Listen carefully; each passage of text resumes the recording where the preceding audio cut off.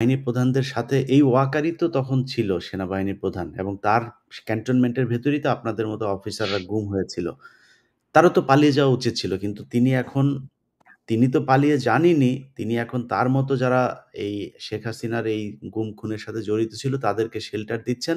এই যে মাইলেশন স্কুলে দুর্ঘটনা ঘটেছে, এই দুর্ঘটনার জন্য কারা দায়ী? সাংবাদিক ইলিয়াস হুসাইন একটা টকশোতে আলোচনা করেছেন কয়েকজন গুরুত্বপূর্ণ সাবেক সেনা সদস্য এবং সাংবাদিক ইলিয়াস হুসাইন। তারা বোঝানোর চেষ্টা করেছেন সেনাবাহিনীর দুর্বলতা এবং সেনাবাহিনীর ভিতরে থাকা আওয়ামী ভারতীয় যে সমস্ত অফিসার রয়েছেন তাদের পরিকল্পনাতে হয়তোবা এই বিমান দুর্ঘটনা ঘটানো হয়েছে। সম্পূর্ণ আলোচনা শুনলে বিষয়টি আমরা আরো ক্লিয়ার বুঝতে পারবো।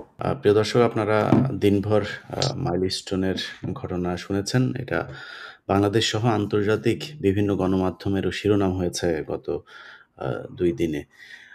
আজকে বাংলাদেশে বেশ কিছু ঘটনা ঘটেছে। তার মধ্যে উল্লেখযোগ্য যে বিষয়গুলো সেটা হচ্ছে মাইলস্টোনের শিক্ষার্থীরা মূলত যে কারণে সরকারের উপর ক্ষোভ চড়েছেন সেটা হলো লাশ নিয়ে যেই সংখ্যা বিভ্রান্ত তৈরি হয়েছে, সেটা নিয়েই মূলত সমস্যার শুরু। এবং আমি মনে করি সেই সমস্যার শুরুটাও করেছে সেনাবাহিনী। কারণ তারা রাতের আঁধারে চুরি করে তারপরে শিক্ষার্থীদের লাশ কেন কলেজ থেকে স্কুল থেকে আনতে হবে সেটা আমার বোধগম্য নয়। এর বাইরেও আরো বেশ কিছু বিষয় নিয়ে আলোচনা হবে। আমাদের সাথে সম্মানিত ৩ জন অতিথি আছেন যারা সবাই সেনাবাহিনীর সাবেক ঊর্ধ্বতন কর্মকর্তা হিসেবে দায়িত্ব পালন করেছেন। আমরা যেটা মনে করি সেটা হচ্ছে মাইলস্টোনের যে ঘটনা, এটা যদি কোনো ষড়যন্ত্র না হয়েও থাকে, ভারতীয় কোনো আগ্রাসনের অন্য কোনো মাত্রা নাও হয়ে থাকে, সেই ক্ষেত্রেও এই দায় ভারত এবং শেখ হাসিনার। কারণ গেল ১৫ বছরে এই বাংলাদেশ সেনাবাহিনীকে, বাংলাদেশ বিমান বাহিনী, বাংলাদেশ নৌবাহিনী, এই বাহিনীকে উন্নয়নের যে গল্প শুনিয়ে আমাদেরকে লুটপাট করা হয়েছে, সেই লুটপাটের নামে আসলে এই বাহিনীগুলোকে কতটুকু উন্নত করা হয়েছে সেই বিষয়গুলো নিয়ে সেনাবাহিনীর কর্মকর্তারা আপনাদেরকে জানাবেন।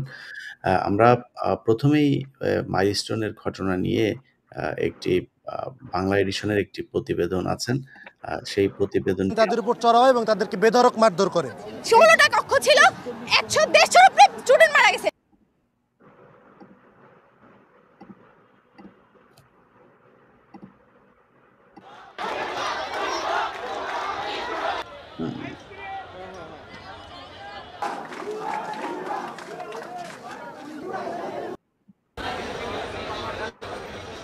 সোমবার রাজধানীর উত্তরার মাইলস্টোন স্কুল অ্যান্ড কলেজের ভবনে বিমান বাহিনীর একটি যুদ্ধবিমান বিধ্বস্তের ঘটনা ঘটে। ঘটনার পর থেকে এখন পর্যন্ত ২৭ জন শিক্ষার্থীর মৃত্যুর খবর নিশ্চিত করেছে সরকার। স্বাস্থ্য অধিদপ্তর বলছে নিহতদের মধ্যে ২৩ জনই শিশু। এর বাইরে পাইলট, শিক্ষক, অভিভাবক সহ ৪ জন প্রাপ্তবয়স্ক ব্যক্তি রয়েছেন। দুপুর ১২:৩০ পর্যন্ত ২০ জনের লাশ হস্তান্তর করার তথ্য দেয়া হয়েছে তালিকায়। এরপরও মৃত্যুর এই সংখ্যা নিয়ে এখনও ধোঁয়াশা কাটছে না। এ বিষয়ে মঙ্গলবার বিকেলে জাতীয় বার্ন ও প্লাস্টিক সার্জারি ইনস্টিটিউটের তত্ত্বাবধায়ক অধ্যাপক ডাক্তার সাইদুর রহমান সাংবাদিকদের সাথে কথা বলেছেন। তিনি বলেন, মাইলস্টোন স্কুল ও কলেজে বিমান দুর্ঘটনায় হতাহতের সংখ্যা নিয়ে বিভ্রান্তি তৈরি হয়েছে। এটি নিরসনে আরও সময় লাগবে। মৃত্যুবরণ সম্পর্কে যে সংখ্যাটা বলেছি সেখানে যে দুটো সংখ্যায় পার্থক্য আছে, সিএমএইচে আমাদের ১৫, আইএসপি এর বিজ্ঞপ্তিতে ১৬ এবং উত্তর আধুনিকে ১। এই সংখ্যাটি বিভ্রান্তি দূর হতে আমাদের একটু সময় দেন আপনারা। আমরা এখানে আসার আগে চেষ্টা করেছি এই বিভ্রান্তি দূর করার। আমরা আশা করি কিছুক্ষণের মধ্যেই এটা দূর হয়ে যাবে। তবে এমন যুক্তি মানতে নারাজ দুর্ঘটনায় হতাহতের স্বজনেরা। বার্ন ইনস্টিটিউটে আসা এক স্বজনের অভিযোগ, ক্লাসরুমে যারা নিহত হয়েছে এবং যাদের মরদেহ উদ্ধার করা সম্ভব হয়নি তাদের এখনো কোনো গণনার মধ্যে রাখা হয়নি। ওইখানে একটা রুম থেকে বাচ্চাদেরকে বের করতে পারে নাই। একটা রুমে আমাদের ছেলেমেয়েরা যেখানে পড়ে একটা সেকশনে সর্বনিম্ন ৬০ জন বাচ্চা থাকে। তাহলে ধরেন ওইখানে ৬০টা বাচ্চা পুরে চাই। তারপরে ওরা যদি ২০ জন আনে, ওরা বলে ৫ জনের কথা। আমার মনে হয় হতাহত ছাড়া মৃত্যুর সংখ্যা এখনও ২০০ ছাড়িয়েছে, যদিও এটা মিডিয়াতে আমরা প্রচার করতে লজ্জা পাই। তিনি আরও অভিযোগ করে বলেন, লাশের প্রকৃত সংখ্যা প্রকাশ না করায় অনেকের পরিবার নিখোঁজ সন্তানকে পাগলের মতো খুঁজছে। ওরা প্রকাশ করুক বা না করুক, এটা আমরা বলতে বাধ্য। একটা শিক্ষা প্রতিষ্ঠানে একটা রুমে প্রতিটা সেকশনে ৬০ জন করে বাচ্চা থাকে, এর নিচে কোনো বাচ্চা নাই। তো তাইলে ওই রুম থেকে তো বাচ্চা বের করতে পারে না। ওইকে আপনি কালকে মিডিয়াতে আপনারা দেখছেন, তাইলে ওই রুমের বাচ্চাগুলি কোথায়? আপনি কি ওইটা কাউন্ট করবেন না? শুধু কি এনে হসপিটাল যেগুলি ভর্তি করছেন এগুলি বাচ্চা মারা গেছে, অসুস্থ হয়েছে আরও অনেক। এদিকে মৃত এবং আহতদের সঠিক সংখ্যা সহ ৬ দফা দাবিতে বিক্ষোভ করেছেন মাইলস্টোন কলেজের শিক্ষার্থীরাও। তাদের অভিযোগ, সরকার মৃতের সংখ্যা কম দেখাচ্ছে এবং মরদেহ সরিয়ে ফেলছে। বিভিন্ন গণমাধ্যম যখন ওদেরকে জিজ্ঞেস করছিল ডেড কাউন্ট কত মানুষ মারা গেছে, তখন তারা বলতেছে যে 2 থেকে 3 জন। তো এরই মধ্যে আমার ফ্রেন্ড যে সাফায়েত ও পাশে দাঁড়ানো ছিল, ওরা দাঁড়ানোর পরে ওরা এক পর্যায়ে বলে যে ও বলছে যে এখানে তো আমি 20-30 জনের বেশি লাশ তো আমিই সরাইলাম, এখানে তাহলে 2-3 জন কিভাবে হয়?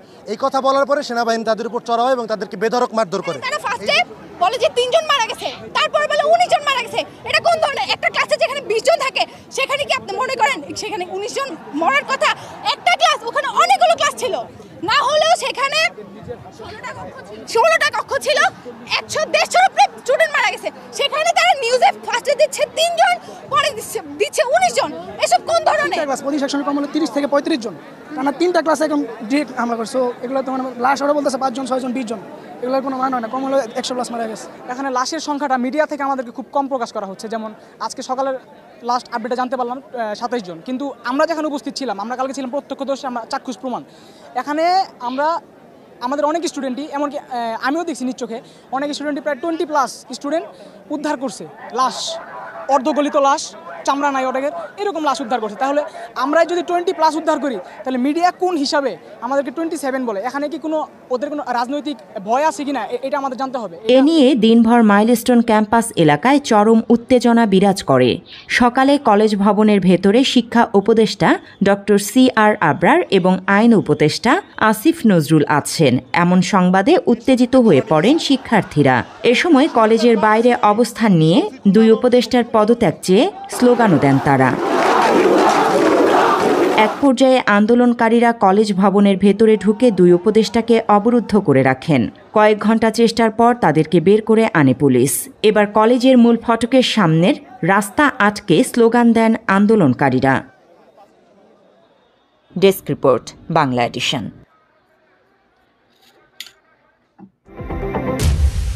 জি স্যার, আমরা জনাব মোহাম্মদ হাসান নাসির স্যার আপনার কাছ থেকে আসি। আপনার নামের পাশে আমরা দেখছি PNG 20। তো এটা থেকেই স্যার শুরু করি, মানে রহস্য কি একটু বলেন স্যার? এটা আপনার মনে হয় আনমিউট করা স্যার, আনমিউট করেন। সরি, ধন্যবাদ ইলিয়াস ভাই আমাকে আমন্ত্রণ জানানোর জন্য, এবং আমার সহকর্মীরা সহযোদ্ধা বৃন্দ সবাইকে একসাথে এক স্ক্রিনে দেখে আনন্দিত, গর্বিত। এই PNG 2.0 এটা তো আসলে গর্বের কথা। 5 আগস্টের পরে এই নিষেধাজ্ঞা জারি হওয়াটা, এটাকে আমি যোগ্যতা বা এটার উপাধি হিসেবেই গ্রহণ করেছি, এবং আমাকে এককভাবে এটা তুলে নেওয়ার জন্য প্রস্তাব আসা পরেও আমি এটাকে প্রত্যাখ্যান করছি যে না, PNG অ্যাজ এ হোল এটা একটা অবৈধ জিনিস, PNG-টাকেই বাতিল করতে হবে। আমার PNG সবারটা যদি থাকতে পারে, আমারটাও থাকবে। দুঃখের বিষয় হচ্ছে যে আমাকে কোনো কারণ দেখানো হয় নাই কেন আমাকে PNG করা হয়েছে। আমার কাছে কোনো চিঠিও আসে না আজ পর্যন্ত, কিন্তু যে চিঠিটা আমি সোশ্যাল মিডিয়াতে পেয়েছি এবং যেটা আমার জন্য চিন্তার বিষয়, ওইখানে আমার বাসার কমপ্লিট ঠিকানা দেওয়া আছে। এখন যে কোনো সন্ত্রাসী গোষ্ঠী এটাকে ব্যবহার করে আমাকে বা আমার পরিবারের সদস্যদেরকে ব্যক্তিগতভাবে ক্ষতিগ্রস্ত করতে পারে। আমি এই ব্যাপারে আইন শৃঙ্খলা বাহিনীর নিঃসন্দেহে দৃষ্টি আকর্ষণ করব যে আমার নিরাপত্তা। আমার মনে হয় আমার দর্শকদের অনেকেই এই PNG-র বিষয়টা জানে না। আপনি যদি একটু বলেন যে PNG হলে কি কি সুযোগ সুবিধা আপনার সেনাবাহিনীর পক্ষ থেকে আপনি। PNG-র অরিজিনাল টার্মটা হচ্ছে পার্সোনা নন গ্রাটা। এটা মানে একটা ল্যাটিন ওয়ার্ড, যেটা সাধারণত ডিপ্লোমেটদের বিষয়ে ব্যবহার করা হয়। ডিপ্লোমেটসরা যখন কোনো দেশে দায়িত্ব পালন করে তখন তারা ওই দেশের আইনের আওতায় থাকে না, ফলে তারা কোনো অপরাধে জড়িত হলে ওই যে হোস্ট কান্ট্রি তারা তার বিরুদ্ধে আইনগত কোনো ব্যবস্থা নিতে পারে না। তখন তারা তাদেরকে PNG মানে অবাঞ্ছিত ঘোষণা করলে তখন যে দেশের ডিপ্লোমেট তারা তাকে ফেরত নিতে বাধ্য হয়। ইদানিং যেটা আমাদের সাথে ঘটেছে সেটা বার্মার অ্যাম্বাসেডার, মায়ানমারের অ্যাম্বাসেডার যিনি ছিলেন বাংলাদেশের, তাকে মায়ানমার সরকার পিএনজি ঘোষণা করায় তাকে সাথে সাথে মায়ানমার থেকে দেশে ফেরত আসতে হয়। বাংলাদেশে এটা আইন ছাড়াই চালু ছিল, দীর্ঘদিন এই শব্দটা ব্যবহার হতো এবং রাজনৈতিক হাতিয়ার হিসেবে ব্যবহার করা হতো। একটা অফিসার কোনো কারণে রাজনৈতিক বিরোধী পক্ষের হলে তার বিরুদ্ধে আমরা দেখে আসছি বেশিরভাগ, বাট প্রকৃত অর্থে কারোর বিরুদ্ধে কেউ যদি অপরাধ করে থাকে, আমি আমার দেশে বসবাস করছি, আমার যদি কোনো অপরাধ হয়ে থাকে দেশের আইনে আমার বিচার হবে। আমি চাকরি করে অবসর সংক্রান্ত বিষয়ে আমি কিছু সুবিধা প্রাপ্য, আমি পেনশন পাই, এটার জন্য আমাকে পেনশন অফিসে যেতে হয়। আমার মেডিকেল সুবিধা পাই, এটার জন্য আমাকে হাসপাতালে যেতে হয়। এছাড়াও ব্যাংক, আমার ক্যান্টনমেন্টে চাকরির কারণে আমার ব্যাংক ক্যান্টনমেন্টের বিভিন্ন কারণে ব্যাংকে হাজির থাকতে হয়। এছাড়াও আরো অনেক ফেসিলিটি আছে যেগুলোর জন্য প্রয়োজন। একজন সাধারণ নাগরিক যে ক্যান্টনমেন্টে এক পথ দিয়ে ঢুকে আর এক পথ দিয়ে বেরোয়, তার জন্য কিন্তু এটা বেশি প্রযোজ্য না। কাউকে যদি বলা হয় আপনি ঢুকবেন না, সে আর ঢুকবে না। কিন্তু একটা সামরিক কর্মকর্তা বা যে সদস্যের জন্য এটা আমি মনে করি সরকারের সর্বোচ্চ পর্যায় থেকে এই ধরনের কোনো নিষেধাজ্ঞা বা কোনো কারণ যদি ঘটে, তাহলে তার বিরুদ্ধে আইনগত ব্যবস্থা নেওয়া উচিত। আমার পেনশন, আমি অবসর নিয়ে চাকরি শেষ করে অবসর নিয়ে আমার মেডিকেল ফ্যাসিলিটি আমি ডিউ, কারো অধিকার নেই, সরকার বলবে কেন আমাকে এটা দেওয়া হবে না।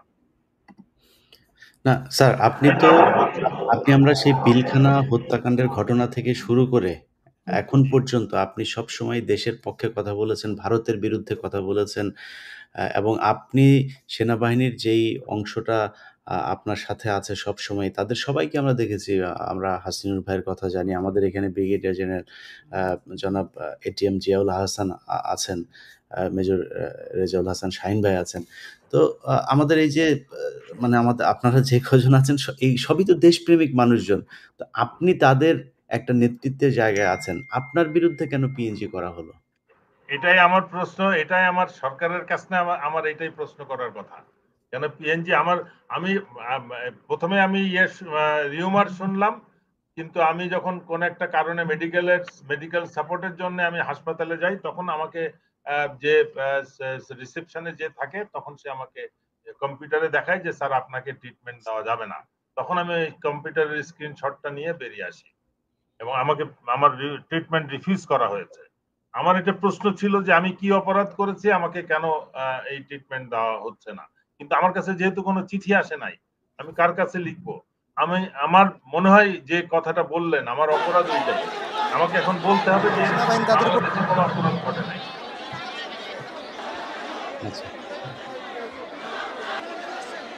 বাংলাদেশে পিডিআর হত্যা সাথে কোনো সামরিক কর্মকর্তারা জড়িত না, কোনো র্যাব বা গোয়েন্দা সংস্থার অফিসাররা জড়িত না, গুম খুন হত্যার সাথে কোনো সামরিক অফিসাররা যারা বর্তমানে চাকরিরত আছে বা অবসর গিয়েছেন সম্মানের সাথে, তারা কেউই জড়িত না।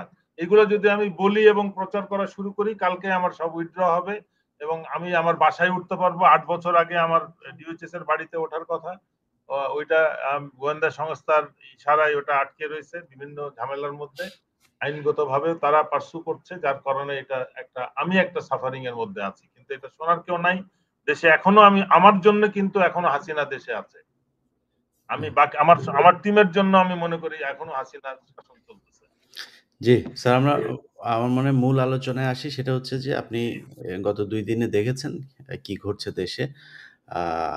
আপনার সাথে এই আলোচনায় যুক্ত হবার আগেও আলোচনা হচ্ছিল যে লাশের ব্যাপারে কিছু তথ্য আপনার কাছে এসেছিল। আমরা সেটা দিয়ে শুরু করি যে মাইলস্টোনে যে লাশের কথা, যেটা নিয়ে বিভ্রান্ত তৈরি হয়েছে, এই বিভ্রান্তিটা আসলে মানে আসলেই ঘটনাটা কি? এর কোনো তথ্য আপনার কাছে আছে কিনা? আমি একটু পুরনো কথাটা বলি। এটা আসলে আমাদের পুরনো কালচার, কিন্তু ডিজিটাল যুগে, সোশ্যাল মিডিয়ার যুগে, আগে যে আমরা লঞ্চ ডুবি দেখতাম, লঞ্চে কিন্তু 500,000 যাত্রী ঈদের সময় লঞ্চ ডুবি হতো। আমরা সরকার থেকে ঘোষণা করতো 150-150, কোনো ক্ষেত্রে আরো কম। এইটা কালচার কিন্তু পুরানো। কিন্তু আমি মনে করি এই জিনিসটা মানুষ এই ডিজিটাল যুগে, সোশ্যাল মিডিয়ার যুগে যে এটা সম্ভব না, এটা করা উচিত না, এটা কোনো সুযোগ নাই। মানুষ সবার হাতে মোবাইল ফোন, সবার হাতে ডিজিটাল কম্পিউটার, ল্যাপটপ। এই একই সিস্টেমটা আমাদের সেনাবাহিনীর চিন্তাধারা বা সশস্ত্র বাহিনীর চিন্তাধারা বা কর্তৃপক্ষের চিন্তাধারা ওই লাইনে রয়ে গেছে। যে আমরা 200 জন মারা যাবে, আমি 20টা লোক সামনে শো করব, অফিসিয়ালি ডিক্লেয়ার করব, বাকিদের সাথে বাড়িতে যে কন্ট্রাক্ট করে তাদেরকে টাকা পয়সা দিয়ে আসবো, তোমরা চুপ থাকো, তোমরা কেউ আওয়াজ তুলবা না। এটাই কিন্তু ছিল আগের সিস্টেম। মানে কোন একটা আর্মির গাড়ি একটা অ্যাক্সিডেন্ট করলে সেটা সমাধান হতো কিন্তু এইভাবে। বাট আমার কথা হচ্ছে সেটা তো সম্মতির সাথে হইতে হবে। এখন এই মুহূর্তে এটা একটা কিন্তু রাষ্ট্রীয় ক্রাইসিস। এখানে কিন্তু লাশ ডেড বডি লুকানোর বা হাড্ডিগুডি বালতিতে করে রাত্রেবেলা ছড়িয়ে নেওয়ার, আমার কালকে রাত্রে বেশ কিছু ছবি আমার কাছে এসেছিল, একটা লিঙ্ক এসেছিল, আমি দেখার পরে লিঙ্কটা আমি সেভ করেছিলাম, সকালবেলা শুনলাম যে ওই লিঙ্কটা পুরো ফেসবুক ইয়েটাই ডিলিট করে দেওয়া হয়েছে। তার মানে যারা মনে করছে যে এটা লিক হলে তারা বিব্রত হবে, তারা ওই রাষ্ট্রীয় সিস্টেমটাকে ইউজ করে এই লিঙ্কটাকে ডিলিট করা হয়েছে। এই সন্দেহে এটা 20-25 বা 27 জন না, 4টা রুম। এবং যে দুর্ঘটনা নিয়ে যে ক্রাইসিসটা বা প্রশ্নটা উঠছে, প্লেনটা ওঠার 15 থেকে 18 মিনিটের মধ্যে আবার এটা ফেরত যাচ্ছিল। এটা কিন্তু এই যে দিক থেকে মাইলস্টোনে হিট করেছে, it is towards the runway. আমাকে বুঝতে হবে একটা প্লেন উঠছে মানে কিন্তু 15 মিনিটসে অনেক দূরে চলে যাওয়ার কথা, তার মানে অর্ধেক সময় গেছে বা ফেরত আসছে, ঘুরে এটা টার্ন নিছে ওঠার পরপরই যান্ত্রিক ত্রুটির জন্য। এবং যেহেতু অল্টিটিউড অ্যাচিভ করতে পারে নাই, ওই জন্য সিট বেল্টও ওপেন করে নাই বা করতে পারে নাই। এখন প্রশ্ন হচ্ছে যে সিট বেল্ট খুলে নাই না পাইলট শেষ পর্যন্ত চেষ্টা করছে। এই টাইমের পরিপ্রেক্ষিতে আমার মনে হয় না যে পাইলট তার এই পরিস্থিতিতে সে প্লেনটাকে খোলা জায়গায় নেওয়ার চেষ্টা করছে, বা এই সুযোগ তার ছিল না। এমনও হইতে পারে, এটা কোনো সিদ্ধান্ত দেওয়ার কোনো বিষয় না, তদন্ত করলে জানা যায়। পাইলটের লাস্ট মোমেন্টের কমিউনিকেশন রেকর্ড থাকার কথা, ব্ল্যাক বক্সে এটা থাকার কথা। এই জিনিসগুলো উদ্ধার হলে, যেরকম ইন্ডিয়ান এয়ারলাইন্স এর 2 পাইলটের কনভারসেশনে বের হয়েছে যে ফুয়েল লাইন স্টপ কেন, অল ফুয়েল লাইন স্টপ কে করলো, জুনিয়র পাইলট সিনিয়রকে জিজ্ঞেস করেছে। This question open the all confusion of Indian airlines accident, যে ফুয়েল লাইন কেউ বন্ধ করেছে অথবা এটা কাজ করে নাই, that was the reason for accident. এখানেও কিন্তু ওই last moment conversation with the pilot and control থাকার কথা। আমরা গেস না করে প্লেনটা হচ্ছে 2020 সালে ম্যানুফ্যাকচারিং কান্ট্রি এটা অফ করে দিয়েছে, অবসোলিট ঘোষণা করছে, তারা আর উড়ায় না। বাট আমরা 13 সালে এটা সম্ভবত কিনেছি নতুন হিসেবে, এবং কিনে আমরা 12 বছর সময় হয়েছে। সেই হিসেবে এটা একটা পুরানো মডেল এবং অনেক দিন চলেছে। আমার ধারণা, আমরা যে গুজবটা শুনি যে বিমান বাহিনী প্রধান 3000 কোটি টাকা নিয়ে গেছে, এই বিমান, নতুন বিমান যেহেতু কেনা হয়নি, ম্যাক্সিমাম বিমান বাহিনীর বরাদ্দটাই মেইনটেনেন্স পারপাসে ইউজ হতো, এবং সেইটা প্রপার হয়েছে কিনা সেটা তদন্তের বিষয়। এবং এই ধরনের অ্যাক্সিডেন্ট কেন হয়, অতীতেও অ্যাক্সিডেন্ট হয়েছে, কিন্তু প্রবলেম হচ্ছে আমাদের দেশে, মানে যে সংস্থায় অ্যাক্সিডেন্ট হয় সেই সংস্থাই তদন্ত করে। এই জিনিসটার থেকে আমাদেরকে বেরিয়ে আসতে হবে। বিমান বাহিনীতে অ্যাক্সিডেন্ট হচ্ছে, বিমান বাহিনী তদন্ত করছে, তাহলে কি তারা নিজেদের ফল্ট বলবে যে আমরা মেইনটেনেন্স করি নাই, বা আমরা পায়ে তেল ভরি নাই, বা ফুয়েল লাইন চেক করি নাই, এই ফল্ট ছিল, ওই ফল্ট ছিল? তারা নিজেরা এটা একটা কাকতালীয় একটা কোনো একটা বিষয়কে দায়ী করে জিনিসটাকে প্যাচ আপ করা হয়। এটা সব নিজস্ব ডিপার্টমেন্টের ইনকোয়ারি, সরকারি বাহিনীতেও তাই হয়, সরকারি অফিসেও তাই হচ্ছে। জেলাতে কোনো প্রবলেম হলে এডিসি রেভিনিউ বা এডিসি জেনারেল ইনকোয়ারি করতেছে, তো ওনারা তো ওনার জেলার তথ্য বাইরে কাউকে জানতে দিবে না, তারা এটা গোপন করেই চলে। এই কালচারটা এখানে হয়েছে। বাট এখানে যেহেতু অনেক ডেড বডি ইনভলভ, অনেক ছাত্র ইনভলভ, অনেক লোকের নজর, ওটা একটা মানে উত্তরার দিয়াবাড়ি তো এই মেট্রো রেলের কারণে ওটা একটা এখন জনবসতিপূর্ণ এলাকা, ওখানে সবাই দেখতেছে কি হয়েছে। এবং আমি যেটা শুনলাম, প্লেনটা হিট করেছে 4টা ক্লাসরুম এফেক্টেড। তো সুতরাং 4টা ক্লাসরুমের ভিতরে যারা ওই মুহূর্তে ছিল, তারা সবাই তো মানে আর বেঁচে থাকার কথা না। আশেপাশের যারা ইনজোর্ড, বার্ন, তাদেরকে উদ্ধার করা হয়েছে। ক্লাসরুমের ভিতরে যখন প্লেনটা যে আটকাইছে, ওর মধ্যে কিন্তু যারা ছিল as it is they were burned, and মানে তাদের হাড্ডিগুড্ডিও আছে কিনা সন্দেহ। এই জিনিসগুলো স্কুল অথরিটি কিন্তু পারবে আমার মনে হয় বের করতে, যদি তাদের যে অফিসে রেকর্ড মেনটেন করা হয় ওটা যদি হারিয়ে না থাকে। স্যার আপনারা তো স্যার মাস্তান, মানে আপনাদের মাস্তানির কাছে তো মানে ম্যাজিস্ট্রেটরাও বিচার ঠিক মতো করতে পারে না, তো আপনাদের মতো এরকম মাস্তান সেনাবাহিনীর মানে কাছে কি একজন স্কুলের শিক্ষক বলেন আর ম্যানেজিং কমিটির প্রধান বলেন, তিনার পক্ষে কি সম্ভব সত্যি আসলে সেখানে কি হয়েছে সেটা নিয়ে তদন্ত করা, কিংবা না না, আপনি বাট তো স্কুল বললেন তার রেজিস্টার্ড ক্লাসের স্টুডেন্টরা যারা হাজির হয়েছে ওই দিন সকালে যারা ক্লাসে জয়েন করছে সেই সংখ্যা কি করে লুকাবে? হুম, তাদেরকে যদি খোঁজা হয়, মা বাবারা কি বলতে পারবে তার মা বাবা মেয়ে বাচ্চাকে আরেক জায়গায় পাঠায় বলবে আমার বাচ্চা মারা গেছে? এটা কি সম্ভব? এই এটা জিনিসটা তো বুঝতে সম্ভব, হবে। এটা তো সম্ভব তো স্যার। এটা যদি কেউ হাসিনুর চিন্তা করে এটা হাসিনুর স্যারের গুমের যে ঘটনা, জি অফিস করছেন, অফিস থেকে উঠিয়ে নিয়ে গিয়েছেন, কেউ জি কি বলতে জি, পেরেছে? তার ফ্যামিলি ওই অ্যাটিটিউডটা কেউ এখনো জেনেছে রয়ে যে গেছে। সে আমার কোথায় গেল? যেটা কষ্ট ইলিয়াস ভাই, জি, এই অ্যাটিটিউডটা এখনো চেঞ্জ হচ্ছে না। আমরা এই নোশনটা ব্রেক করতে পারছি না। আমরা কিন্তু 5 আগস্ট থেকে এই নোশনটাই ব্রেক করতে চাচ্ছি।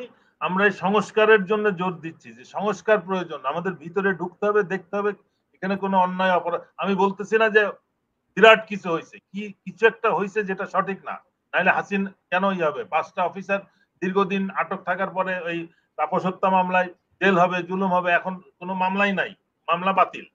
এই আরেকটা মেজর জাকির আছে দীর্ঘ সময়, তাকে ফোর্স রিটায়ারমেন্টের 2 বছর পরে তাকে ধরে নিয়ে এসে গুম করে রাখা হয়েছে 185 দিন, তারপরে তাকে কোর্ট মার্শাল করা হয়েছে। কোন আইনে একটা রিটায়ারমেন্টের 2 বছর পরে? আমি জানি যে আমার এলপিআর শেষ হলে কিন্তু আমি আর কোর্ট মার্শালের আওতায় যাব না। আমি কোনো অপরাধ করলে আমাকে সিটি কোর্টে দিতে হবে। সাধারণ আইনে যাবে। জি, সাধারণ আইনে আমাকে বিচার হবে। আমি যদি কোনো মানে মিউটিনি সর্ট অফ থিং এ যদি ইনভলভ থাকি সেখানে আমার কোর্ট মার্শালের সাথে ইনভলভ করার সুযোগ আছে, কিন্তু সেখানে সামরিক বাহিনীর চাকুরিরত কাউকে ইনভলভ থাকতে হবে। যে একটা চাকুরিরত অফিসারকে কোর্ট মার্শাল হচ্ছে, তার সাথে কে কে সহযোগী ছিল তাদের বিচার হলো। আমরা একই জিনিসটা কিন্তু বিডিআর হত্যার ক্ষেত্রে দাবি করছিলাম যে এখানে 44 রাইফেল ব্যাটালিয়ন প্লাস কিছু অফিসার বিডিআর এর ভিতরে রীতিমতন যোগাযোগ করছে, থাকছে, খাইছে, নরমালি তারা হাসি খুশি বেরিয়ে চলে আসছে।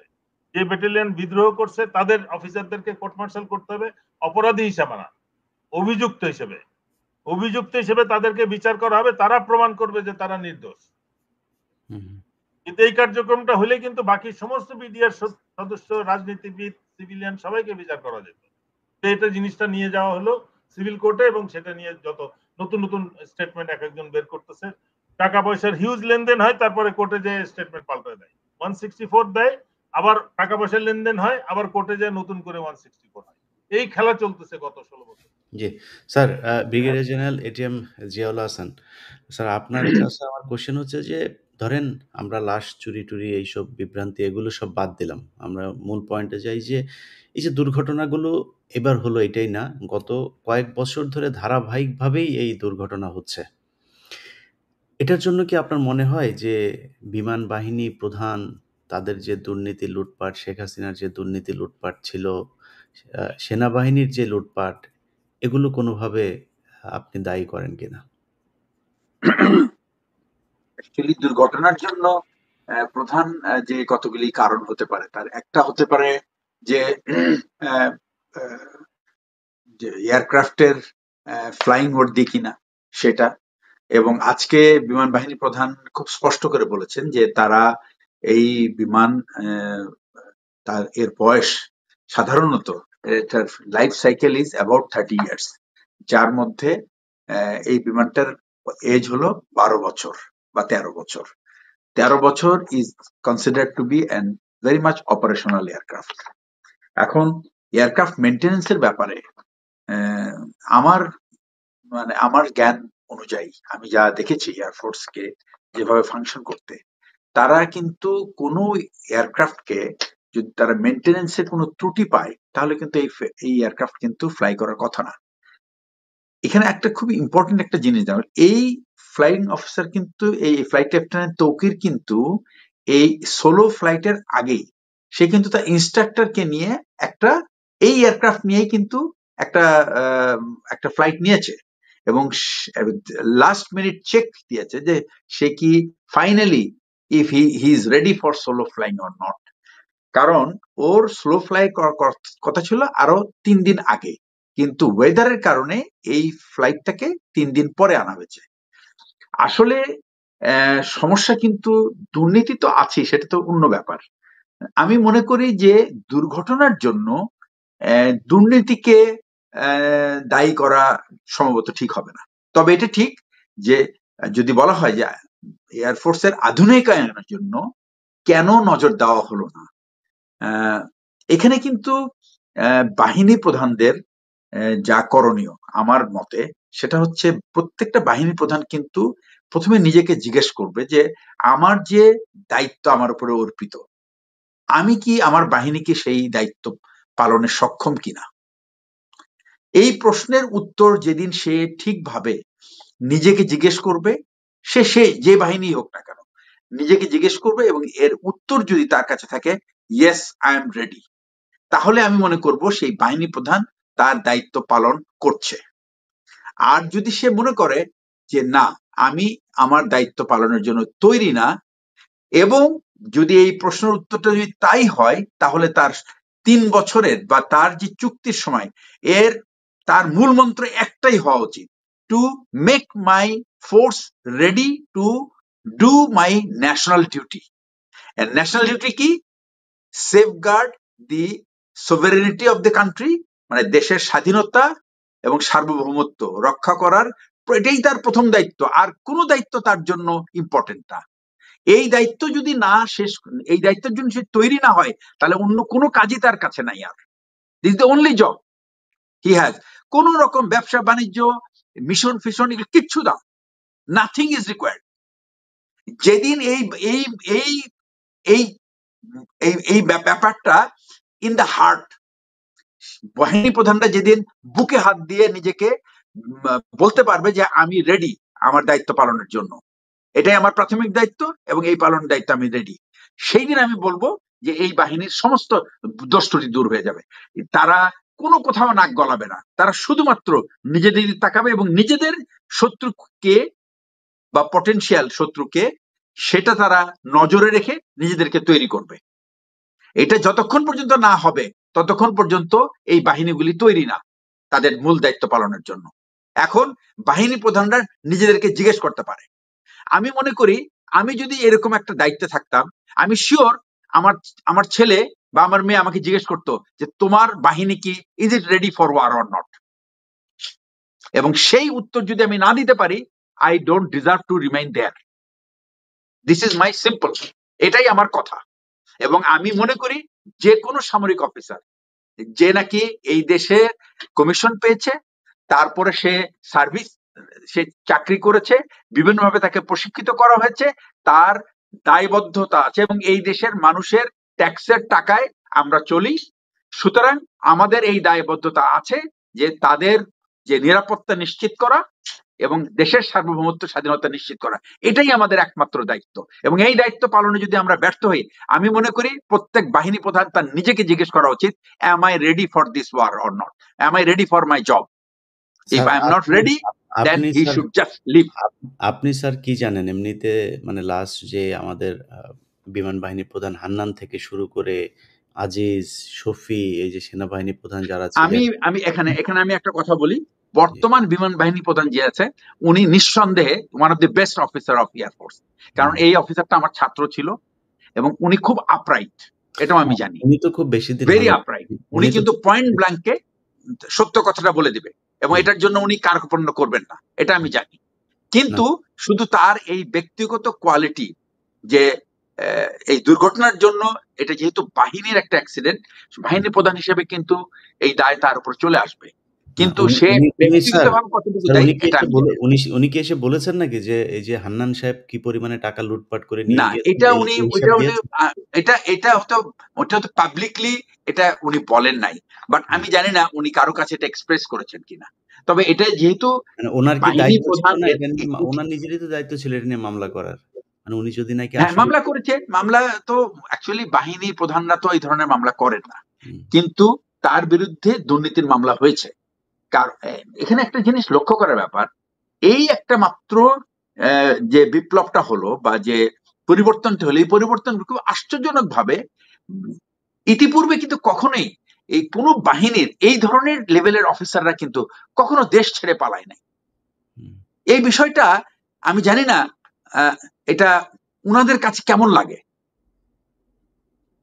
আমি যদি এখানে হতাম, আমার যদি এরকম জায়গায় আমি যদি সার্ভিসে থাকতাম, আমি এটাকে কোনোভাবেই মেনে নিতে পারতাম। কষ্ট লাগে তো ওনাদের, এই যে যারা পালিয়ে গিয়েছে, এইটা যদি কষ্ট লাগে, এই কষ্ট লেগে চুপ থাকার কোনো কারণ নাই। না, কষ্ট লাগে যদি লেগে থাকে তাহলে এই বাহিনীর ভাবমূর্তি উদ্ধার করার দায়িত্ব তাদের। স্যার কষ্টটা ওই ওয়েতে না, কষ্টটা হচ্ছে যে ওনারা পালিয়ে গেল, ওনারা দেশে নাই, এইটার জন্য ওনাদের কষ্ট হয়। কেন দেশে নাই, কেন পালিয়ে গেলেন, দেশে থাকলে ওনাদের ভাল লাগতো। কারণ আপনারা যারা দেশে আছেন, এইটা হচ্ছে ওনাদের কষ্ট, যেই কারণে আপনাদেরকে এখন পিএনজির শিকার হইতে হয়। এই পিএনজির ব্যাপারটা খুবই দুঃখজনক। প্রথম কথা হচ্ছে যে ব্রিগেডিয়ার জেনারেল হাসান নাসির উনি খুবই স্বাধীন চেতা একজন মানুষ, এবং উনি যদি কোনো সময় কোনো ভুল ত্রুটি দেখে থাকেন সেটার সঙ্গে উনি কখনোই আপোষ করেন নাই। সেনাবাহিনীতে, বাংলাদেশ সেনাবাহিনীতে যারা আমি স্যারের অধীনে কাজ করিনি, তবে স্যার আমার পাশের ব্রিগেড কমান্ডার ছিলেন, আমি ওনাকে দেখেছি। তারপরে আমি যখন একটা হিলট্র্যাক্স একটা ব্রিগেড কমান্ডার, উনি আর একটা প্রতিষ্ঠানের প্রধান ছিলেন, সেখানেও তাকে দেখেছি, এবং উনি খুব পরিচিত এই ব্যাপারে যে উনি একজন আনকম্প্রোমাইজিং অফিসার, উনি কোনো কিছুতেই কম্প্রোমাইজ করবেন না। আপনি নিজেও তো এটাই ওনার ক্যারেক্টার কোয়ালিটি। তো এইরকম একটা মানুষকে তো আপনি কখনো পোষ মানাইতে পারবেন না, আপনি কখনো চিনতে পারবেন না, তাকে কোনো সময় ভয়ভীতি দেখাতে পারবেন না, তাহলে কি করবেন? আপনি চান তাকে দূরে রাখতে। কিন্তু আমার মিলিটারি অফিসার হিসাবে সারা জীবন আমি শিখেছি, সমস্যার ভেতরে ঢুকে সমাধান করো, don't leave the problem aside. এটা আস্তে আস্তে গ্রো করবে এবং এটা অন্য বড় আকার ধারণ করবে। সুতরাং প্রথম কথা হলো যে সমস্যা আমরা হইতে দিতে চাই না। এবং আপনি দেখেন আজকে যে লাশের কথাটা আপনি বললেন, যে দুর্ঘটনার কথা বললেন, সেখানে কিন্তু একটা ব্যাপার খুব স্পষ্ট, সেটা হচ্ছে যে এই যে আমরা লুকানোর যে হ্যাবিট, এই রোগটা কিন্তু শুধুমাত্র এখানে না, এই রোগটা বাংলাদেশের সমস্ত নেতা গোছের মানুষের। রাজনীতিবিদরা কি করেন, তারা যখন কথা বলেন বেশিরভাগই তারা অসত্য কথা বলেন, আমি বলবো না মিথ্যা। আমার প্রশ্ন হচ্ছে রাজনীতিবিদরা বা যারা নেতৃস্থানীয় এই ধরনের সিনিয়র অফিসাররা, তারা যখন মিথ্যার আশ্রয় নেয়, তারা কিন্তু আর তার ভবিষ্যৎ প্রজন্মের জন্য কিন্তু আর কোনো উদাহরণ রাখতে পারে না, শুধু তাদেরকে শিখাতে পারে তোমরাও মিথ্যা বলতে থাকো। আমি যখন মিথ্যা বলবো তখন কিন্তু আরেকজনকে আমি বলতে পারবো না যে আমি তোমার কাছ থেকে সত্য জানতে চাই। এই ব্যাপারটা কিন্তু বাংলাদেশের সশস্ত্র বাহিনীতে এটা কখনোই ছিল না। এটা খুব সারপ্রাইজিং যে আমাদের সিনিয়র অফিসাররা আমাদের এই অবস্থায় চলে গেছে যে তারা সত্যের সামনে দাঁড়াতে পারছে না। সত্য বলাতে তো কোনো ভয় থাকার কথা না, বিকজ এই ঘটনা ঘটে গেছে, এটা লুকানোর কিছু নাই, এটা ফেস করতে হবে। যে পরিবার থেকে একটা সন্তান হারিয়ে গেছে তাকে তো সেই সন্তান দিতে পারবে না, সুতরাং এই ঘটনা লুকিয়ে রাখে। এটা হচ্ছে কি, আমাদের আস্থা হারাচ্ছে মানুষের কাছে, আমাদের বিশ্বাস হারাচ্ছে আমরা। এই জিনিসটা আমি জানি না, যারা এই কাজে নিয়োজিত তারা যদি এটা না বোঝেন, এটা আমাদের জন্য খুবই দুর্ভাগ্যজনক। এটা আমরা চাই না, যার কারণে ছাত্রদেরকে এরকম রাস্তায় মিছিল করতে হয়, এইখানে দাবি জানাতে হয়, ওইখানে দাবি জানাতে হয়। আমার প্রশ্ন হচ্ছে যে আমি এই অবস্থায় থেকে আমি কেন এই বিষয়গুলো বুঝি না বা বুঝতে চাই না, এটাই আমার কাছে খুব আশ্চর্য লাগে। এছাড়া এটা কমপ্লিটলি একটা নেতৃস্থানীয় ব্যক্তিদের তাদের একটা বিশাল একটা গুণাবলীর ঘাটতি। এই গুণটা যদি না থাকে, সত্য কথা বলার যদি সাহস না থাকে, আমি মনে করি তার ওই পজিশনেই থাকা উচিত। জি, সুতরাং এবং এসে দাবি করে বলা উচিত, চ্যালেঞ্জ করে বলা উচিত, বিকজ সে সবসময় সত্যের সন্ধানে থাকবে এবং তার দায়িত্ব তার নিচের যারা আছে তাদেরকে সত্য বলতে শেখানো, নিজে সত্য বলা, এবং তাকে যারা শুনছে তাদেরকে কনভিন্স করা যে আমি যা বলছি দ্যাট ইজ রাইট, এবং যদি ভুল বলে থাকি I am ready to face the challenge. জি স্যার, মেজর রেজাউল করিম হান্নান, রেজাউল হান্নান শাহিন ভাই, আপনার কাছ থেকে আসি। স্যার আপনি একটু বলেন, ধরেন এই যে এত আলোচনা, উনি যেটা বলছিলেন, ব্রিগেডিয়ার জেনারেল জিয়াউল হাসান যে কথাটা বললেন যে সেনাবাহিনীর উনি এর আগে কখনো শুনেন নাই এরকম যে একটা বাহিনী প্রধান তিনি পালিয়ে যান। এটা যেমন সত্যি, ঠিক একই রকম সেই বাহিনী প্রধানদের সাথে এই ওয়াকারই তো তখন ছিল সেনাবাহিনীর প্রধান, এবং তার ক্যান্টনমেন্টের ভেতরেই তো আপনাদের মতো অফিসাররা গুম হয়েছিল। তারও তো পালিয়ে যাওয়া উচিত ছিল, কিন্তু তিনি তো পালিয়ে যাননি। তিনি এখন তার মতো যারা এই শেখ হাসিনার এই গুম খুনের সাথে জড়িত ছিল তাদেরকে শেল্টার দিচ্ছেন, আপনাদের মতো অফিসারদেরকে পিএনজি করছেন। শাহিন ভাই, শাহিন ভাই, আপনার কাছে আমার সরাসরি প্রশ্ন। আমার একটু বলেন তো স্যার যে আ মানে আপনার কি লজ্জা লাগে কিনা? যে এই যে সেনাবাহিনীর লোকজন দুর্নীতির সাথে জড়িত, সেনাবাহিনীর লোকজনকে পালিয়ে যেতে হয়। আপনার স্যার একটু লজ্জা লাগে এই সেনাবাহিনীর? আগে তো আমরা এগুলো পুলিশ, উকিল, জজ এই যে চিৎকার শুনতাম। আপনার ক্ষেত্রে আপনারা সেনাবাহিনীতে কিন্তু আমরা একটা গর্বের জায়গায় ছিলেন। আপনার লজ্জা লাগে কি?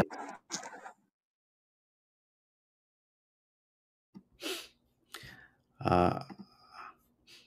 হাসান নাসের, আপনার কাছ থেকেই আপনার কাছ থেকে আমার ছোট করে শুনি, উনি আসা পর্যন্ত শুনি। লজ্জা লাগে কিনা স্যার? এটা দিয়ে কোয়েশ্চেন শেষ করে দেব আমরা অনুষ্ঠান। মানে লজ্জা হয় অবশ্যই লজ্জা লাগে, অবশ্যই লজ্জা লাগে। মানে এখন যারা চাকরিতে আছে, আমরা তো ওই প্রতিষ্ঠানটা ছেড়ে আসছি, আমরা ওইটাকে পছন্দ করি, ভালোবাসি। এটার ভালো আমাদেরকে খুশি করে, এটার খারাপ আমাদেরকে কষ্ট দেয়। এটা এরা বুঝতে চায় না। আমরা কেন এত কথা বলতেছি এই প্রতিষ্ঠান নিয়ে? জি। স্যার, আমরা স্যারকে পেয়েছি। শাহীন স্যার, আপনার কাছ থেকে আসি যে মানে সেনাবাহিনীর যে কোয়েশ্চেনটা আপনাকে করেছিলাম, এই যে লুটপাট হচ্ছে কেমন লাগে স্যার আপনাদের কাছে একটু বলেন তো? ইলিয়াস ভাই, আমাকে এই অনুষ্ঠানে ডাকার জন্য ধন্যবাদ, এবং এই অনুষ্ঠান যারা দেখছেন, শুনছেন এবং যারা দেখবেন, আসসালামু আলাইকুম। আমি প্রথমে খুব শর্ট করে পিএনজি ইস্যুতে শুধু একটা কথা এই অনুষ্ঠান যারা দেখছেন তাদেরকে জিজ্ঞাসা করতে চাই যে এই যে নতুন বাংলাদেশে আমরা স্টেপ ইন করলাম জুলাই বিপ্লবের পরে, তো এই জুলাই বিপ্লবের পরে নতুন বাংলাদেশে যদি কাউকে পিএনজি করতে হতো, তো সবার আগে তো শেখ হাসিনাকে পিএনজি করতে হতো, না হলে তারেক সিদ্দিকীকে পিএনজি করতে হতো, না হলে পুলিশের আইজিপি বেনজিরকে পিএনজি করতে হতো, আগের সেনাপ্রধান আজিজকে পিএনজি করতে হতো, মইনু আহমেদকে পিএনজি করতে হতো, জেনারেল মুবিন যার আমলে সব থেকে বেশি অফিসাররা চাকরি হারিয়েছে তাকে পিএনজি করতে হতো, জেনারেল শফিউদ্দিন বাংলাদেশ সেনাবাহিনীর সব থেকে চরিত্রহীন সেনাপ্রধান, তাকে পিএনজি করতে হতো, ডিজিএফআই যারা ছিলেন, যারা গুম খুনের সাথে জড়িত, তাদেরকে পিএনজি করতে হতো। তো তাদের কাউকে তো কিছু করা হলো না। পিএনজি কাকে করা হলো? যিনি এই গত আহ, মানুষের অধিকার নিয়ে কাজ করছেন এবং বিভিন্ন আহ, আহ, অন্যায় অবিচারের বিচারের জন্য সংগ্রাম করে যাচ্ছেন। তো এখন এরপরে আমি এই যে মাইলস্টোনের যে ক্রাশ যেটা করেছে সেটা নিয়ে আমি জাস্ট অল্প একটু কথা বলতে চাই। মানে আমি এই 4টা প্রশ্নের উত্তর চাই। প্রথমত হলো, এই যে F7 যে বিমানটা করলো, আমি এয়ারফোর্স অফিসারদের সঙ্গে কথা বলেই জানলাম যে এই বিমানটা, এই ফাইটার এয়ারক্রাফটটা এই পৃথিবীতে প্রায় অবসলিউট হয়ে গেছে, শুধুমাত্র 2টা দেশে চলে, বাংলাদেশ আর নাইজেরিয়া না, নাইজার একটা দেশ, আর একটা হতভাগা দেশ। তো এই অবসলিউট 2টা আমাদের এই দেশে কেন? সারা বিশ্ব যেটাকে বাদ দিয়ে দিছে, অ্যাবন্ডন করেছে, আমরা কেন? দ্বিতীয়ত, একটা প্লেন ওড়ানোর আগে তো আমি একটা ইনকোয়ারি চাই। এই পুরো বিষয়টা যেহেতু অনেক মানুষের জীবন চলে গেছে, আমি একটা ওপেন বুক ইনকোয়ারি চাই, যে ইনকোয়ারিটা সবাই জানবে, সবাই দেখবে। এটা তো ইরানের নিউক্লিয়ার কোনো প্রজেক্ট না যে মাটির 400 ফিট নিচে থাকতে হবে, এটা জমিনের উপরেই এই ইনকোয়ারিটা করা সম্ভব, যেহেতু অনেক প্রাণ ঝরে গেছে। এবং আমি জানতে চাই যে এই বিমান ওড়ার আগে ফিটনেস গুলা কারা করেছিল এবং ফিটনেসটা কেমন ছিল, এয়ারক্রাফটের এয়ারফ্রেমের লাইফ কেমন ছিল, সেটার অবস্থা কি ছিল, তার ইঞ্জিনের অবস্থা কেমন ছিল, তার টায়ার, তার কমিউনিকেশন ইউনিট এবং অন্যান্য অ্যাসেসরিজ, এগুলোর কি অবস্থা ছিল আমি জানতে চাই। আমি জানতে চাই এটার ব্ল্যাক বক্সটা কোথায়, ব্ল্যাক বক্স যদি না থাকে কেন নাই, কার আদেশে নাই, এই ব্যর্থতাটা কার? আর যদি ব্ল্যাক বক্স থাকে, সে ব্ল্যাক বক্সের ভিতরে কি আছে, এটাও আমরা জানতে চাই।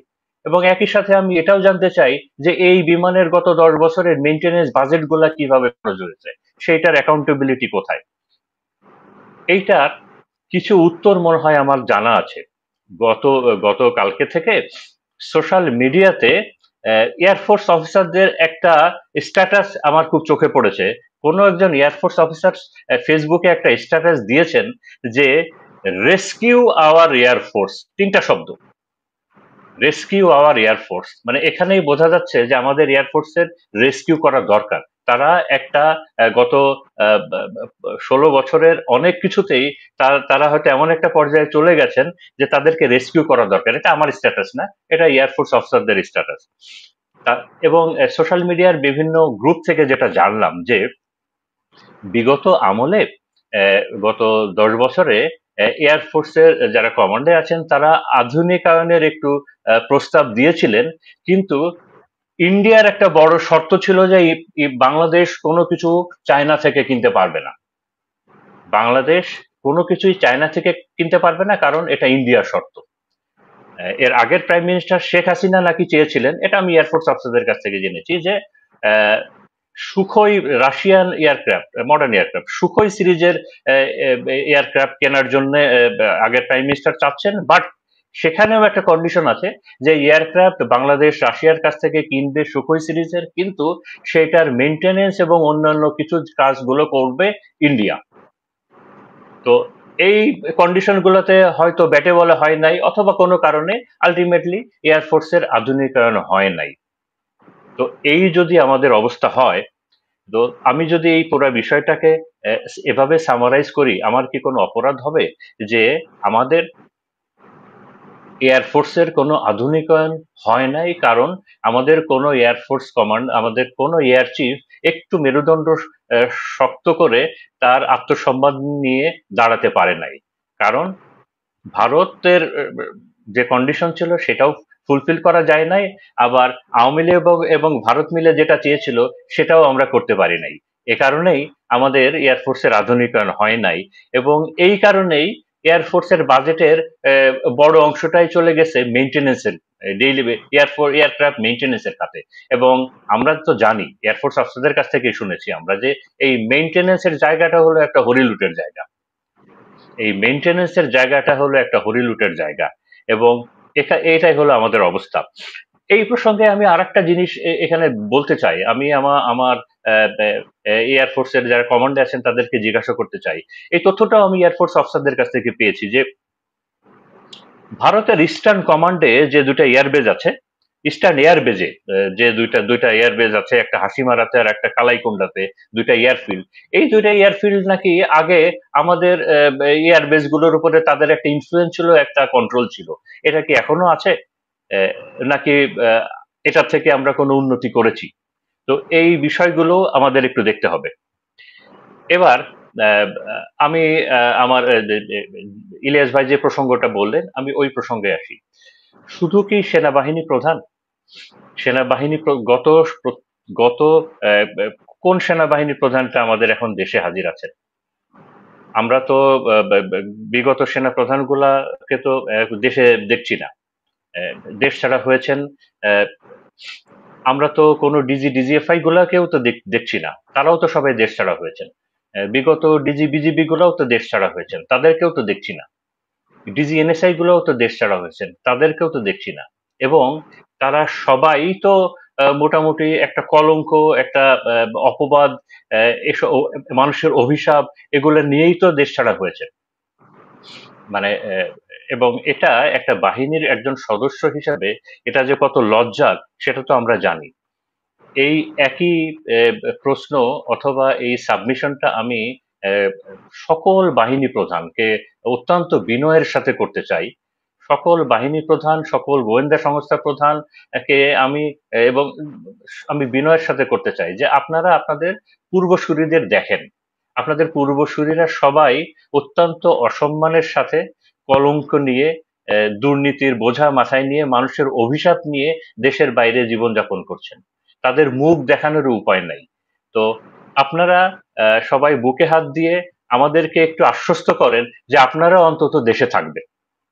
আপনার চাকরির মেয়াদ শেষ হলে আপনারা দেশে থাকবেন, আমরা যেন একটু ভরসা পাই। এবং আমার বিশ্বাস এই আশ্বাসটা আপনারা তখনই দিতে পারবেন যখন আপনি মনে করবেন যে না, আপনি দেশের জন্য কাজ করছেন, দেশের মানুষের জন্য কাজ করছেন। এবং দেশের জন্য কাজ করছেন এটা আমি কখন বুঝবো? যখন আমি বুঝবো যে একটা জুলাই আন্দোলন হয়েছে, যে জুলাই আন্দোলনে হাজারের উপরে প্রায় 2000 আমাদের সন্তানরা মারা গেছে। এই আন্দোলনটাকে আপনারা ধারণ করতে পেরেছেন, এই নতুন বাংলাদেশের আকাঙ্ক্ষাটা আপনারা ধারণ করতে পেরেছেন। তাহলে এবং আপনাদের যে কাজ, আপনাদের এগুলার সাথে যাচ্ছে, তাহলেই আমরা বুঝবো যে আপনারা দেশের পক্ষে কাজ করছেন। তো এখানে যেমন আমি এখন যদি গোপালগঞ্জের প্রসঙ্গটা একটু আনি, আমি একটু বলতে চাই এই প্রসঙ্গটা। গোপালগঞ্জের ব্যাপারে আমার নিজস্ব দুইটা পয়েন্ট আছে। একটা পয়েন্ট হলো, আমার কাছে মনে হয়েছে যে এটা একটা আমাদের আমাদের যে ইন্টারিম যে গভর্নমেন্টটা আছে তার একটা টোটাল ফেইলিওর।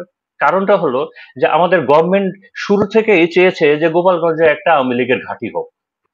আর দ্বিতীয়টা, আমাদের স্বরাষ্ট্র মন্ত্রণালয় যেটা, তারাও হয়তো চেয়েছে যে এনসিপি ওখানে যাক এবং যাওয়ার পরে তারা একটা শিক্ষা নিক। কেন আমি বলছি, 5ই আগস্টের পরে গোপালগঞ্জের অবস্থা তো আমরা জানি।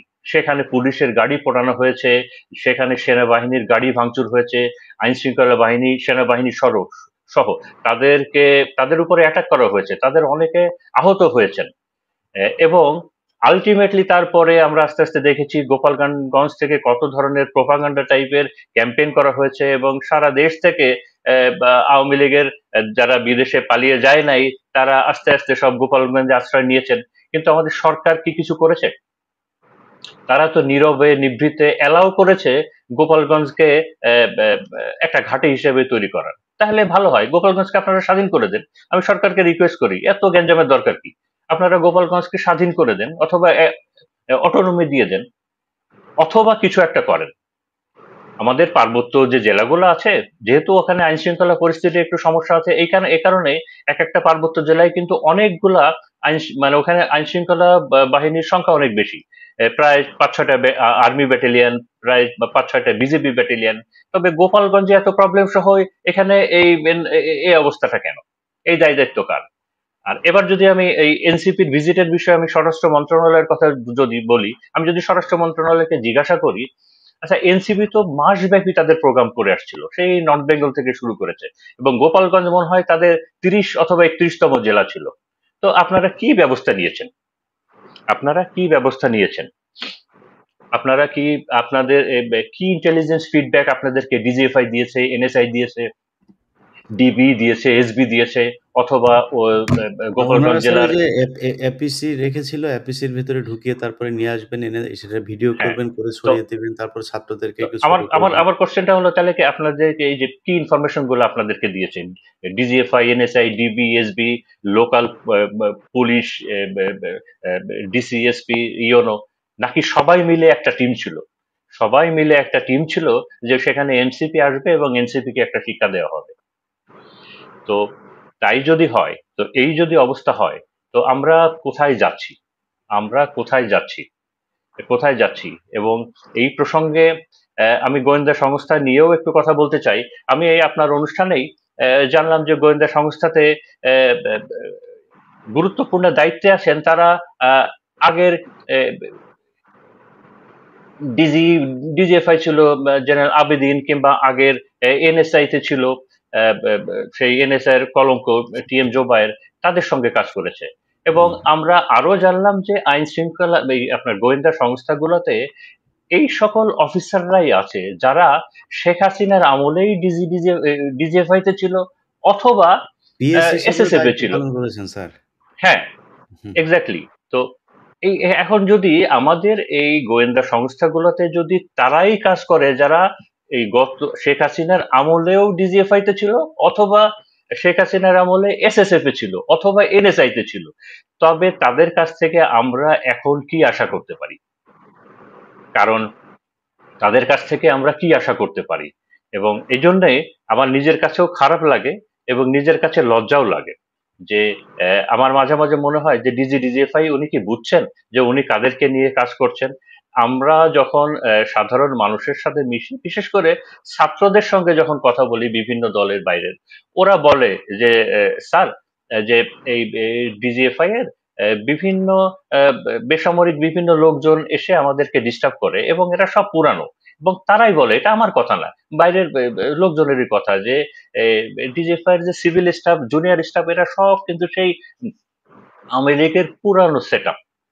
তো তখন আমার এই ডিজিএফআই যিনি আছেন তার জন্য খারাপ লাগে যে আচ্ছা, এ বেচারা কি করবে, এই পুরো সেট আপটাই যদি এরকম হয়, তখনই মনে হয় যে এরা এই যে ইন্টেলিজেন্স ফেলিওর গুলো হয় যে এই কারণে হয়, কারণ এদের কনসেন্ট্রেশন পুরোটাই চলে গেছে এখন হলো এই জুলাই বিপ্লবে কারা কাজ করেছে তাদের কনসেন্ট্রেশন চলে গেছে এই হাসান নাসির কি করে, কোথায় যাচ্ছে কি করছে, এই হাসিন কোথায় যাচ্ছে কি করছে, অথবা এই জুলাই বিপ্লবের বিপ্লবী যারা আছে, যারা এই গুম খুনের বিচার চাচ্ছে, যারা ওই আওয়ামী লীগের পুনর্বাসন যাতে না হয় এই বিষয়ে বিভিন্ন জায়গায় যারা লাফঝাপ দিয়ে বেড়াচ্ছে, যারা বিভিন্ন বিচার চাচ্ছে, বিভিন্ন বিষয়ে সমালোচনা করছে, এই তাদের পিছনেই লেগে আছে। আচ্ছা, আজকে এই যে সচিবালয়ে যে ঘেরাও হলো, আজকে যে সচিবালয়ে ঘেরাও হলো, সেখানে অনেক আমি এই মিডিয়াগুলোতে দেখলাম যে এই এই ঘেরাওয়ের ভিতরে প্রচুর ছাত্রলীগের লোকজন আছে, নিষিদ্ধ ছাত্রলীগের লোকজন আছে। তো এখানেও আমার কোশ্চেন যে আচ্ছা, এই নিষিদ্ধ ছাত্রলীগের লোকজন এত নিরাপদে এই যে সচিবালয়ে যে ঘেরাও তাদের ভিতরে আসলো কেন, কিভাবে আসলো, এই সাহসটা পেল কোথায়? তাহলে আমার আইন শৃঙ্খলা বাহিনী কি করছে? তাহলে আমার আহ, গোয়েন্দা সংস্থাগুলো কি করছে? আচ্ছা, আমার গোয়েন্দা সংস্থাগুলো কয়টাকে অ্যারেস্ট করেছে? এই যে নিষিদ্ধ ছাত্রলীগের যারা আজকে সচিবালয় গেল, এদেরকে কয়জনকে অ্যারেস্ট করেছে, কয়জনকে এরা আইডেন্টিফাই করেছে? আমরা স্যার, যা ওদের কিছু সাথে অ্যারেস্ট করবে জানতে কিভাবে? পারছি, ওদেরকে তো আপনাদের ক্যান্টনমেন্টে থাকতে দিয়েছেন, ওরা তো ক্যান্টনমেন্ট থেকে বেরিয়ে এসে তারপরে আমি আন্দোলন। আমি লাস্ট কয়েকদিন আগে, এটা মনে হয় কয়েকদিন আগে, আমি নিজে অত্যন্ত লজ্জা পেয়েছি, এবং এটা আমি কিভাবে বলবো, আমি আমি এটা খবরটাই হজম করতে পারি নাই। আমি যে গত কয়েকদিনে আমার দেশে ঋষি আছে যে, আচ্ছা, এই এই ছাত্র আন্দোলনের সময় সারা বাংলাদেশের মানুষকে যদি জিজ্ঞাসা করতো যে আচ্ছা তুমি কোন মানুষটাকে সব থেকে বেশি ঘৃণা করো, ডেফিনেটলি তিনজনের ভিতরে একটা থাকতো ডিবি হারুন। এই যে জুলাই আন্দোলনের ভিতরে বাংলাদেশের সাধারণ মানুষকে যদি জিজ্ঞাসা করা হতো যে সব থেকে কোন মানুষটাকে তুমি সব থেকে বেশি ঘৃণা করো, অবশ্যই তিনজনের ভিতরে নাম থাকতো এই ডিবি হারুনের। আমি আমার দেশের এই ইসের থেকে জানলাম যে এই ডিবি হারুনকে ক্যান্টনমেন্টে আশ্রয় দেওয়া হয়েছিল এবং ৩-৪ দিন ছিল, এবং তারপরে আলটিমেটলি সে বহাল তবিয়তে পালিয়ে গেছে ইন্ডিয়া এবং কোন কোন দেশ হয়ে সে যেন কোনখানে চলে গেছে। আমি এই খবরটাকে হজম করতে পারি নাই। এখন আমার প্রিয় সেনাবাহিনীকে যারা দায়িত্বে আছেন তাদের উপরই প্রশ্ন, আচ্ছা এই কাজটা কে করেছে, কার আদেশে হয়েছে, তাকে কে আশ্রয় দিল, তাকে কে পালাতে সাহায্য করলো, এই বিষয়ে কি তদন্ত হয়েছে? আর তদন্ত হলে বিষয়টা আমাদেরকে জানানো হোক। কারণ এই ডিবি হারুন তো ৮-১০ জনের মতো না। এই ডিবি হারুন কে কে আশ্রয় দিল, কে পালাতে দিল, এটা জানার অধিকার বাংলাদেশের সকল নাগরিকের আছে। আর এই দায়িত্বগুলা কিংবা এই কাজ এইগুলা আমার সেনাবাহিনী নিচ্ছে কেন? আমার স্যার, সেনাবাহিনী আপনি স্যার জানেন না আপনাদের ওই যে আহ, শেখ হাসিনাকে কে পালিয়ে যেতে সহায়তা করেছে? যিনি শেখ হাসিনাকে ভারতে পালিয়ে যেতে আহ, আপনাদের বিমান, আপনাদের হেলিকপ্টারে করে তারপরে নিয়ে দিয়ে এসেছে, বিমানে করে নিয়ে দিয়ে এসেছে, তিনারাই এখানে ডিবি হারুনকে পাঠিয়েছে। যাক স্যার, আমরা এগুলো সবই জানি মোটামুটি। আমরা শেষ দিকে যদি আপনারা দুইজন কিছু যুক্ত করতে চান, শুনে তারপর শেষ করব। আমার যেটা অনুরোধ থাকবে যে এবার থেকে শুরু করি। এই বিমান দুর্ঘটনায় আমরা একটা আহত নিহতর সঠিক সংখ্যা দেশবাসী জানতে পারবে। এটা মোটেও কঠিন কাজ না, এটা একটা স্কুল, এটা জনবসতিপূর্ণ এলাকা না যে কেউ জানে না কয়জন বসবাস করে। স্কুলে সকালবেলা সবাই আসে, তাদের অ্যাটেন্ডেন্স নেওয়া হয় এবং তারা ক্লাস করেছে শেষ বেলা 1 o'clock। সেই পরিস্থিতিতে অবশ্যই যারা ক্লাসে ছিল সেটা সংখ্যা সবার জানা এবং খুব সহজে বের করা যায়। এই সংখ্যাটা তাদের উপস্থিতি নিয়ে খুব কাল পরশুর মধ্যে বের করা সম্ভব, এবং এটা নিয়ে যে কোনো ধরনের লুকোচুরিকে বরদাস্ত না করা। আমরা আমাদের এনডিজের তরফ থেকে এই দাবি জানাচ্ছি যে সরকার এই বিষয়ে কঠোর অবস্থান নেবেন, এবং কারো প্রবলেম হয়ে গেছে এখানে এয়ারফোর্স, নেভি এবং আর্মি 3 ব্যাচমেট, কিন্তু তো এখানে কিন্তু আর্মি রোল প্লে করছে। বিমান অ্যাক্সিডেন্ট হয়েছে, আর্মির সৈনিকরা ওইখানে এই কাজে জড়িয়ে আর্মিকে বিতর্কিত করে দিচ্ছে। আমি মনে করি যে এটা কোন অবস্থাতে করা উচিত হয়নি, প্রয়োজন ছিল না। এই মুহূর্তে আর্মি ম্যাজিস্ট্রেসি পাওয়ার নিয়ে যেখানে অবস্থান নিচ্ছে, আমরা তো সেই শেখ হাসিনার পুলিশের রোলে চলে যেতে পারি না, লাশ গুম করা। এই অবস্থান থেকে আমাদের বেরিয়ে আসতে হবে এবং এটা এই উদাহরণ সৃষ্টি করতে হবে।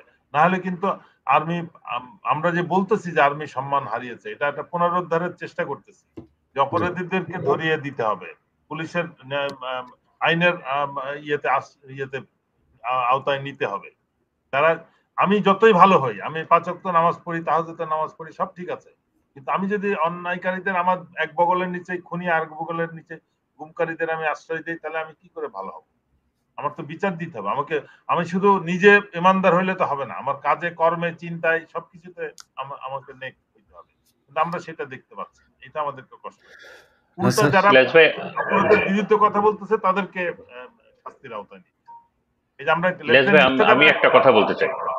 জি স্যার, জি আপনি বলেন, আচ্ছা আপনি বলেন, আচ্ছা, সমস্যা নেই। আমি শুধু একটা কথাই বলতে চাই যে আমরা সবাই সেনাবাহিনীর সদস্য এবং আমরা সেনাবাহিনী আমাদের গর্বের জায়গা, এবং আমরা বিশ্বাস করি সেনাবাহিনীর ৯৯ ভাগ না তার থেকে বেশি মানুষ সৎ এবং দেশপ্রেমিক। এবং আমরা সমালোচনা করি শুধুমাত্র সেনাবাহিনীর ভিতরে ওই অংশটা, যে অংশটা হাসিনার অনুগত, যে অংশটা ভারতের অনুগত, এবং ওই অংশটা, যে অংশটা গুম খুন হত্যা গণহত্যার সাথে জড়িত এবং ভয়াবহ দুর্নীতির সাথে জড়িত, এবং যে অংশটা বিডিআর হত্যাকাণ্ডের সাথে জড়িত, আমরা শুধু সেই অংশটার সমালোচনা করি। এবং আমরা চাই আমার সেনাবাহিনী যেন তাদেরকে বিচারের মুখোমুখি করে দেয়, ন্যায় বিচারের জন্য বিচারের মুখোমুখি করে দেয়, সেনাবাহিনীকে দেশপ্রেমিক সেনাবাহিনী হিসাবে আবার আগের জায়গায় নিয়ে যায়। Thank you. আরেকটা ইলিয়াস ভাই, আরেকটা হচ্ছে যে আমরা কয়দিন ধরে আমরা মিডিয়াতে দেখতেছি যে MIST-তে বা ক্যান্টনমেন্টে অন্য কোথাও ভারতীয় সৈনিক অফিসার, আর্মি, এয়ারফোর্স, নেভির অফিসাররা রয়েছে।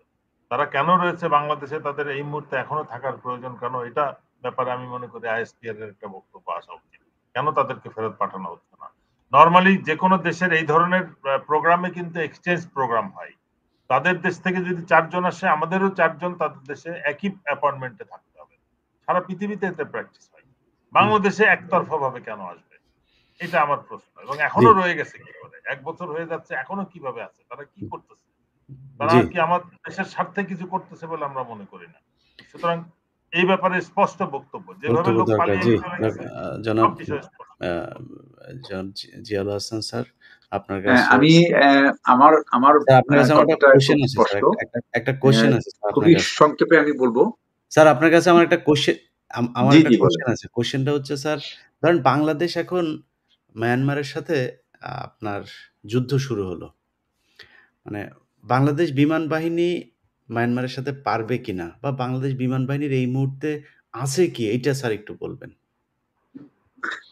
এই প্রশ্নের উত্তর তো আসলে বিমান বাহিনীর যারা এখন বর্তমানে আছেন তারাই ভালো উত্তর দিতে পারবে। আর আজকালকার এই সামাজিক মাধ্যমে গেলে চলবে না স্যার, সোশ্যাল মিডিয়ার যুগে আমি এটাই বলি যে এই সেজন্য আমি প্রথমেই কিন্তু কথাটা বলেছিলাম যে টাচিং দ্য হার্ট, ইফ বিমান বাহিনী প্রধান, 3 বাহিনী প্রধান যদি মনে করেন অ্যাকচুয়ালি যুদ্ধ তো অ্যাকচুয়ালি বিমান বাহিনী একা করবে না, বিমান বাহিনী, সামরিক বাহিনী বা আর্মি, তারা একত্রেই কিন্তু এই যুদ্ধ, শত্রুর মোকাবেলা কিন্তু সবাইকে একসাথেই করতে হবে।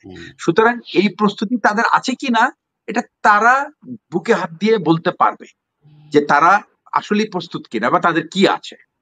এই জন্য কয়েকদিন আগে আমার একজন ছাত্রের সাথে দেখা হয়েছিল, উনি এখন বেশ একটা ভালো বড় অবস্থানে আছে এবং খুবই ভালো অফিসার আমি জানি।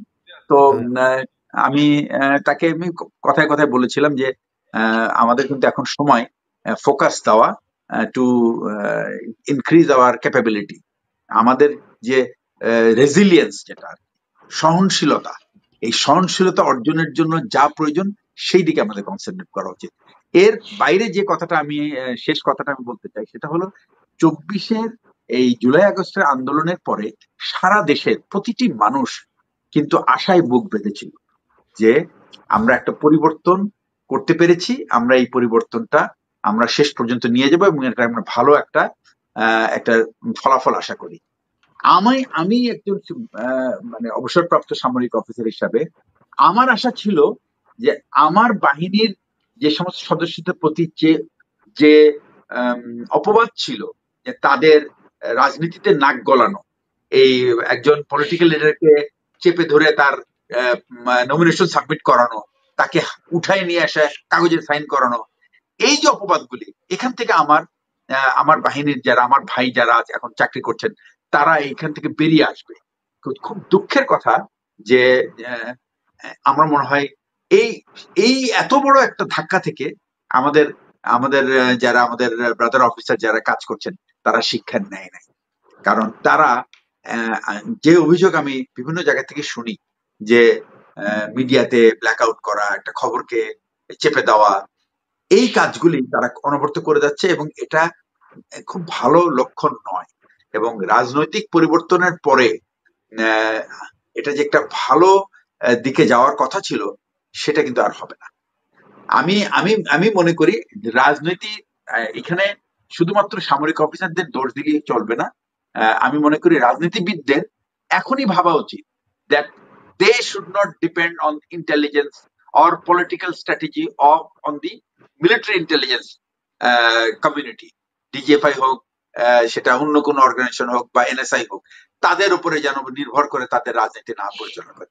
তারা তাদের রাজনৈতিক যে খবরাখবর, রাজনৈতিক যে ইন্টেলিজেন্স, সেটা তাদের নিজস্ব সোর্স তৈরি করা উচিত, তাদের নিজস্ব গ্রুপ তৈরি করা উচিত যারা মাঠ থেকে সঠিক তথ্য তুলে এনে দেবে। দর্শক, আলোচনা শুনে বুঝতে পেরেছেন যে আসলে সেনাবাহিনীর ভিতরে কতটা দুর্বলতা রয়েছে, সেনাবাহিনীর ভিতরে কতটা আওয়ামীপন্থী জেনারেল মেজররা রয়েছেন যারা এখনো পর্যন্ত ডক্টর ইউনূস সরকারের বিরুদ্ধে কাজ করে যাচ্ছেন। দর্শক, এগুলো হচ্ছে সাংবাদিক ইলিয়াস বা এখানে যারা ছিলেন তাদের আলোচনা, এবং তার পাশাপাশি আলোচনা করেছেন অনেক বিষয় নিয়ে। সকল বিষয়ের আলোচনা আপনাদের কাছে কতটুকু যুক্তিসঙ্গত মনে হয়েছে অবশ্যই কমেন্ট বক্সে কমেন্ট করুন।